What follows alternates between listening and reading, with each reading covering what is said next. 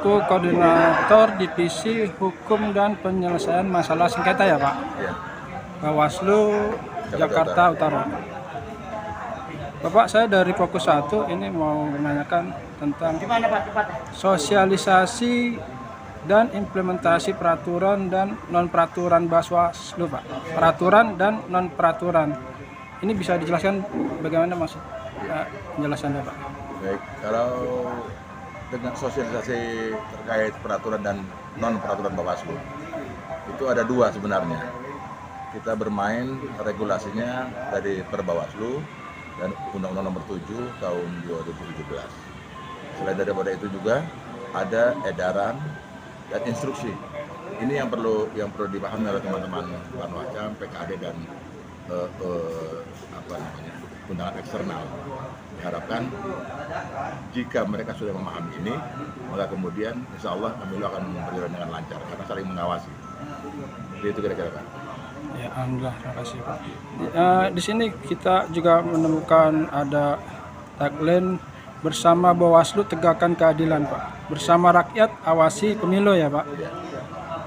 Tadi yang saya dengar juga ditambah ada pengawasan partisipatif, kolaborasi pengawasan pemilu. Nah ini bisa sedikit dijelaskan Pak? Yang dimaksud dengan pengawasan partisipatif itu kita ambil dari unsur masyarakat, unsur perguruan tinggi. Masyarakat di sini yang sudah memiliki hak pilih ya, yang sudah memiliki hak pilih yaitu usia 17 tahun dan atau sudah pernah menikah, yang pasti warga negara Indonesia. Ini yang kita gali untuk pengawasan partisipatif. Kemudian terkait dengan Bawaslu kita awasi dan keadilan kepemiluan itu memang sudah menggunakan salah satu asas dalam penyelenggaraan pemilu. Kepastian hukum ada di situ dari 11 poin yang sudah ditetapkan dalam undang-undang. Ya, alhamdulillah. Terkait pengawasan pemilu 2024 nanti ya Pak. Ya. Harapannya ke depan dengan acara ini Pak?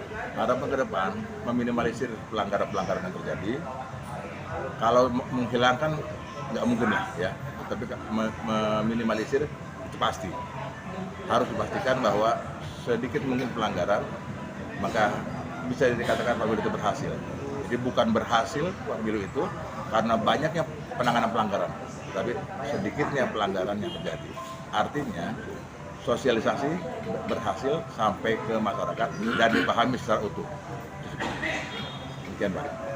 Ini bagian dari sosialisasi yang dilakukan oleh Bawaslu Jakarta Utara, yang pada intinya Bawaslu ingin menyampaikan sosialisasi dan sinkronisasi di antara penyelenggara, khususnya Bawaslu sampai ke tingkat teman-teman pengawas kecamatan dan kelurahan, itu untuk memperkuat pemahaman mereka tentang peraturan.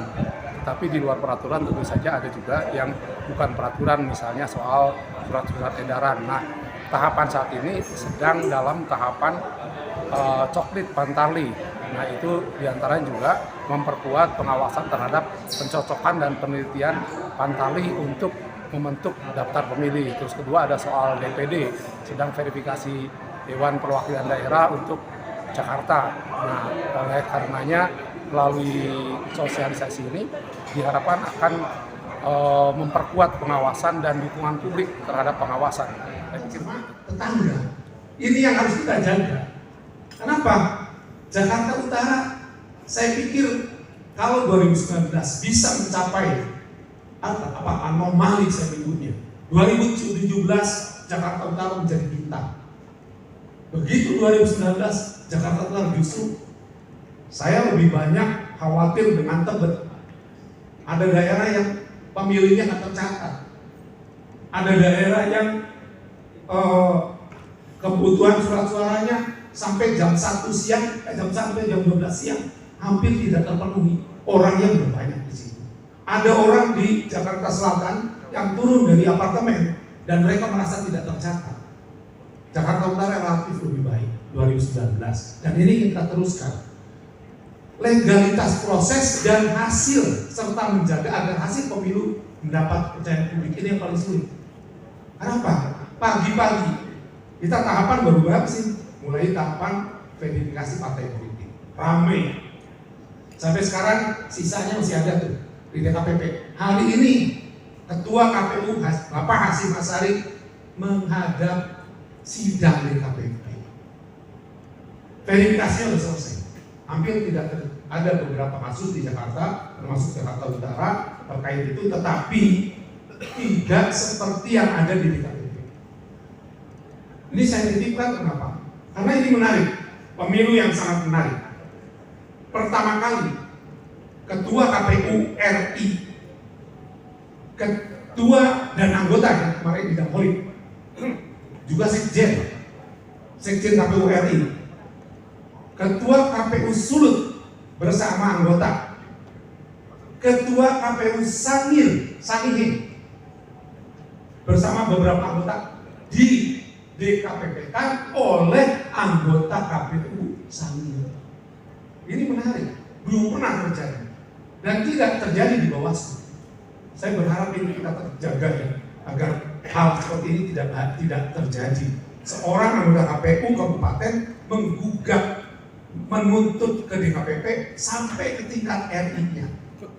Ini menarik. Saya pikir artinya kewaspadaan nasional kita terbangun begitu melihat hal fenomena seperti ini. Yang saya katakan tadi bahwa ini merupakan bagian dari penguatan pengawasan kolaboratif, artinya bahwa Bawaslu tidak bisa mengawasi sendiri, harus mendapat dukungan rakyat agar menghasilkan pemilu yang berkeadilan. Maka harapan saya melalui acara ini akan terbangun sebuah kolaborasi ataupun sosial kebersamaan antara Bawaslu dan masyarakat. Tadi ada beberapa komponen masyarakat, termasuk mahasiswa. Diharapkan di dalamnya nanti akan menjadi terbangun sebuah kolaborasi yang positif di antara masyarakat dan pengawas pemilu khususnya di Jakarta Utara, sehingga akan menghasilkan pemilu tahapan ini dan tahapan selanjutnya sampai ada hasil pemilunya yang kredibel, adil dan dapat dipercaya publik. Ya, saya kira ada sedikit harapan lagi Pak ke depan acara. Ya, harapannya tentu saja ini setelah ini tidak berhenti sampai di sini, tetapi baik Bawaslu maupun setiap komponen masyarakat akan terus menyampaikan kepada masyarakat, karena yang datang itu kan tokoh masyarakat, yang datang adalah tokoh mahasiswa. Diharapkan nanti sampai ke masyarakat dan kemudian masyarakat bergerak untuk bersama Bawaslu mengawasi pemilu dan kemudian Bawaslu dapat melakukan penegakan keadilan pemilu. Begitu. Ibu bisa dijelaskan kegiatan acara pada hari ini?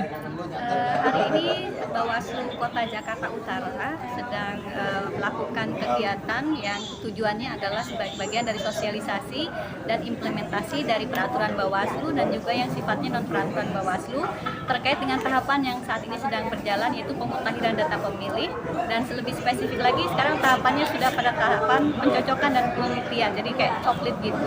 Ada kita bahas tadi Undang-Undang 7 tahun 2017, terus ada juga Perbawaslu, ada 2 Perbawaslu yang kita sampaikan mengenai pemutahiran data pemilih dan pengawasannya seperti apa, dan ada 1 instruksi dari Bawaslu RI itu yang sifatnya non tahapan tersebut. Ya, terima kasih. Ibu, harapannya ke depan, Bu, bagaimana dengan acara ini ke depan? Harapannya kalau pemilu ya tentu saja semoga lebih berkualitas itu. Harapan pengawas pemilu itu sendiri ya harapannya mereka lebih bisa menjaga integritas juga, lebih meningkatkan kapasitas dan kualitas diri supaya pada saat menjalankan tugas juga mereka bisa menjalankan tugas dengan firm gitu, dengan sangat maksimal. Di satu sisi juga saya harap teman-teman pengawas pemilu khususnya yang tingkat kelurahan maupun kecamatan juga diperhatikanlah dalam beberapa hal, misalnya kayak semacam kebutuhan ataupun sarana dan prasarananya mereka gitu. Bisa jadi kehabisan, ya seringnya kehabisan surat suara gitu. Makanya daripada kehabisan, ayo aware dari sekarang bahwa sekarang ada tahapan pemutahiran data, cek nanti di aplikasinya apakah nama ibu bapak sekalian sudah masuk atau belum. Tinggal dimasukkan NIK-nya gitu. Ini gimana? Oke, kita ke regulasi. Ini perlu sahabat-sahabat semua ketahui bahwa pengawas pemilu dalam menjalankan tugas tentu saja harus berdasarkan pada regulasi. Kalau nggak berdasarkan regulasi, keluar dari regulasi, kemungkinan bisa jadi ada kesalahan dalam proses pengawasan, dan itu bisa keluar bisa ini di DKPP gitu ya. Tapi yang paling penting sebenarnya regulasi itu jadi panduan, jadi pedoman, jadi semacam petunjuk teknis pelaksanaan. Oke, jadi yang kedua, sini kan, kelihatan nggak? Ada DPT, terus kedua ada DP daftar pemilih, terus yang ketiga DPS. Ini DPS ini yang sekarang dicoklit sama bapak-bapak dan ibu-ibu. PKD-nya ada ibu-ibu? Ibu-ibu? Nona-nona ini. Oh, mantap. Kalau panwascamnya ada juga? Ada. Oke. Ya, terus kemudian jadi kita bicara alurnya dulu ya. Nah, setelah DP 4 disandingkan dengan DPT terakhir pemilu ataupun yang lagi habis pilkada, misalnya pilkada, itu kemudian menjadi DPS, kan begitu. Kalau kita kan nggak ada pilkada ya, jadi kita pakainya DPT yang kemarin tahun 2019 gitu. Itu ada berapa? Sekitar 9 jutaan kalau nggak salah. Terus kemudian itu menjadi DPS. Nah, DPS itu akan berubah menjadi DPS HP. DPS HP itu salah satunya adalah hasil dari coklit yang sekarang sedang berlangsung. Gitu. Sebelum saya ke next slide-nya, saya mau ada yang sendok satu aja. Siapa? Pas coklit kemarin ada hal unik apa gitu yang kita cerita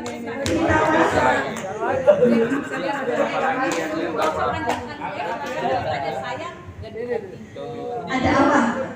Ada yang kena omel-omel atau mungkin malah ditinggal-tinggal? Perkenalkan, nama saya Fuad Bu dari PKD Kelurahan Papanggo, Tanjung Priok, Jakarta Utara. Kelurahan Papanggo, Kecamatan Tanjung Priok. Saya baru tahu, padahal saya udah 5 tahun di sini. Oke, iya Pak. Ya, kalau bicara pengalaman selama pencoklitan Waskata Pantali kemarin, itu ketika saya masuk ke perumahan Paradis ya, tahap 3 di Ancol, di Sunter. Udah ada penghuninya itu. Penghuninya ada. Udah. Makanya itu rumah dari semua rumah tinggi semua gitu.